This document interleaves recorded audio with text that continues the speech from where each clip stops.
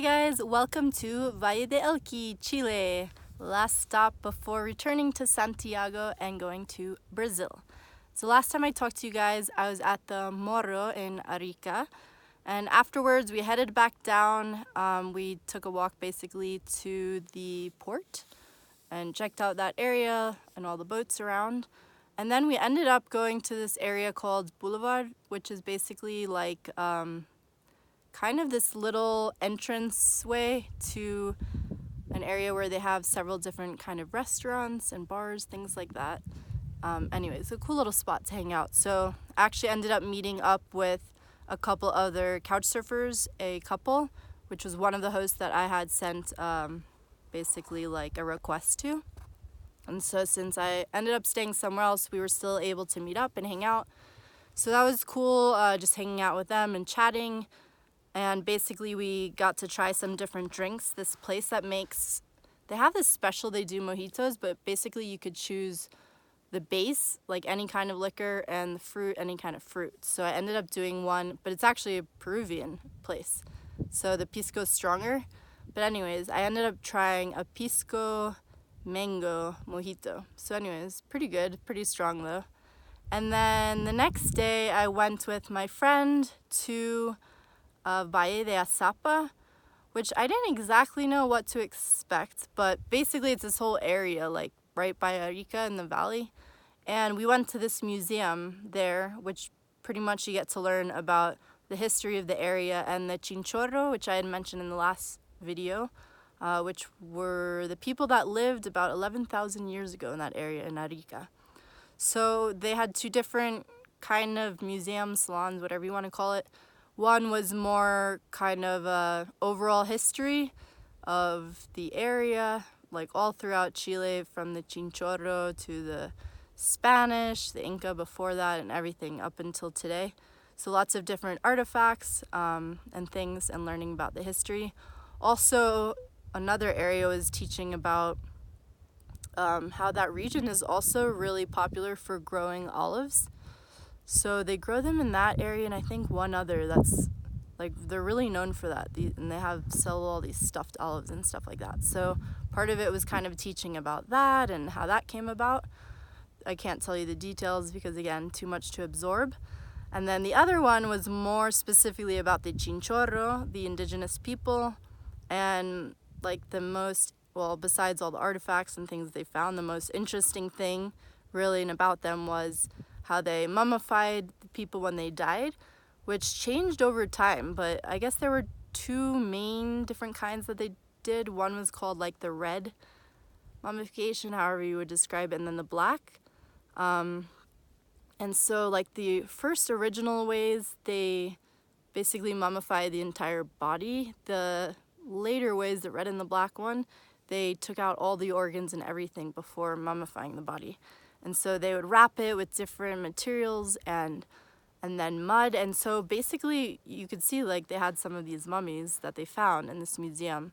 It looked like they almost had a wooden mask on the face, almost like from the movie The Mask. If you remember before, if you've seen it, before he turns all green, it's like this wooden mask. It kind of looks a little bit like that, but basically it was because of the mud that they covered them with and everything like that. So it was interesting to learn about and see that. And then afterwards, we just walked a little bit down the ways to briefly check out the village there, San Miguel, which is super tiny. You just saw the church there pretty much. And then got a ride back into town where I went to the bus terminal, ended up getting a bus ticket to come out here, which thankfully was cheaper than what I saw online at least. So even though it was expensive, wasn't as bad as what I was seeing previously, which is why I like going to the terminal, because not everything appears when you look on the website for buses. So did that. My friend had to go basically to a class of hers and then met up with the same couch surfers from the previous day. We were going to explore these caves nearby on the coast, but basically there wasn't much time left, so it just didn't work out. We ended up instead going to this craft brewery, which I think is actually the only one in Arica. So although it's pretty popular all over the place, like I guess it's just kind of getting started in Arica. They only had 2 beers at this time, but apparently they go like changing them out. So tried a beer there, hung out. That was pretty much the rest of my time in Arica. The next day, I hopped on the bus in the morning and literally spent the next 24 hours on that bus until I made it to La Serena. So it was a super long ride, but surprisingly, it wasn't that bad. And it's actually like the ugliest bus, at least I've taken in all of Chile, which is why it was so cheap. However, the service was the best. The guy was like super attentive, the one who's pretty much like the stewardess of the bus. And they give you lunch and dinner and like cookies and coffee for breakfast the next day and blankets. And anyways, he's just super attentive, like always advising us of what was coming up and where we were stopping, etc., etc. So surprisingly, for as long of a trip as it wasn't that bad. Anyways, I got to La Serena, and then from there I had to take another bus because La Serena is on the coast to come out here to Valle de Elqui. Luckily, I was able to find a couch surfing host as well. So took a bus to Pisco Elqui, which is one of the villages in this valley. And then she picked me up there, and we went to Horcón, which is another village close by where she lives. So basically, yesterday and today have been exploring this area. Before I forget to mention, this is actually the first host in over a year of traveling, a year and 2 months now, in couch surfing. The first host that I've had that's a girl, and not just a couple, because I've had a few others that were, like the profile was a girl who accepted my request, but it was actually a couple. So that's pretty crazy. In all this time, the first, only just a girl couch surfing host. So just shows you how much more guys are hosts versus girls. But anyway, she's super nice. So yesterday, we walked close by to this little artisan village in the town where they make all these just artisan goods and stuff from this area, only this area, and walked down to the river and ate at her place, had pretty much breakfast when I got in, lunch later, and then later we went to this place to do a pisco tasting. So this region, this area is actually really famous for pisco. This is where it was created, at least in Chile. There's still that debate of who created it, Chile or Peru. But at least the place where we went is the first one in Chile, which was created 150 years ago. So pretty much is like doing a tour you do at a vineyard or at a brewery, and learned about the history and how they make pisco and all this stuff. And at the end, we got to try 2 different kinds. One was fermented for 10 months and another one for 3 years. So again, for me, I don't really like the pure taste of any kind of alcohol, but when you mix it, then it can be better. So anyways, that was cool getting to check that out. And then today, we basically have been hiking up to this lookout where I'm at now. So anyways, it's a valley, there's mountains all around, and she knew of this lookout that she hadn't been to. So most of the way, you're pretty much walking up this road. And towards the end, you pretty much get to this property, and we asked the guy, and you have to go like under the fence, and then there's this path that just keeps going. So I don't even know technically where the lookout is, but we just kept following the path because, of course, I always want to keep going and see where it ends up until the very top. So now I'm on the top of this mountain, at least.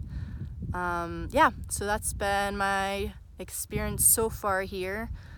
The plan is to head out tomorrow evening. My host and a couple of her friends that are arriving today are actually going to head back to La Serena tomorrow. So I'm going to get a ride with them, which works out well, back to La Serena, and then get a bus there to go back to Santiago tomorrow night. So I'm not sure what's in store for tomorrow during the day, and this evening I'll fill you in next time. But before I say goodbye and show you the view, a few other things that I've remembered or learned. Well, this actually goes for here, Valle de Elqui and San Pedro de Atacama, but apparently they have the cleanest sky in the world, they say. So you can just see stars like more than you can see anywhere else on a clear day. Hopefully we'll get to see some tonight if it's a clear sky. Yesterday we actually later saw the sunset in the spot that she likes to go to, which was amazing, like beautiful sunset with a reflection in the water. Anyways, that's why so many people, and it was such a big deal that everyone was coming out here for the eclipse, because here you could see it 100%. It's the cleanest sky in the world. Man, I should have come, totally. But anyway, she showed me some photos because she also does photography, and it was amazing how it looks. So that's why it was such a big deal, and so many people were coming out here that day, because you could just see it like better conditions than anywhere else. So side note there, have learned, of course, some more Chilean phrases and words, like carretear is what they use for partying. Instead of like festejar, fiesta, they say carrete. What else? Fome is another one that they use, like instead of que pena, que lastima, what a shame, they'll be like que fome. Then another one's piola. So if something's like chill, relax, whatever, they'll say piola instead of, like, I would probably say tranquilo, tranquila is the more common version in other countries. So there's a few new words for you in Chilean Spanish.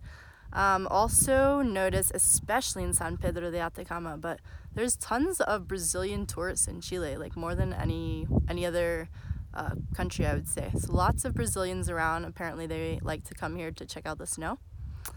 Also some other things. Avocado is really big in Chile. I've definitely eaten more avocado since I've been here than I would say my entire trip. So they eat a lot of avocado.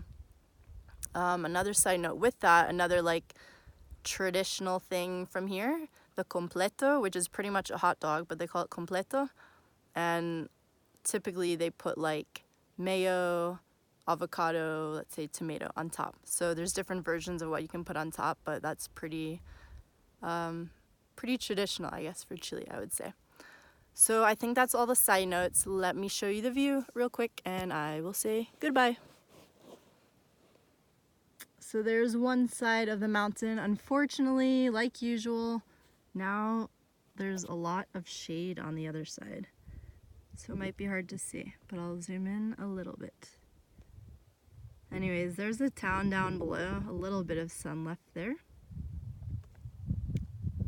but more or less you can see. And the other side of the mountain, which up there in the very top you can see there's even some snow.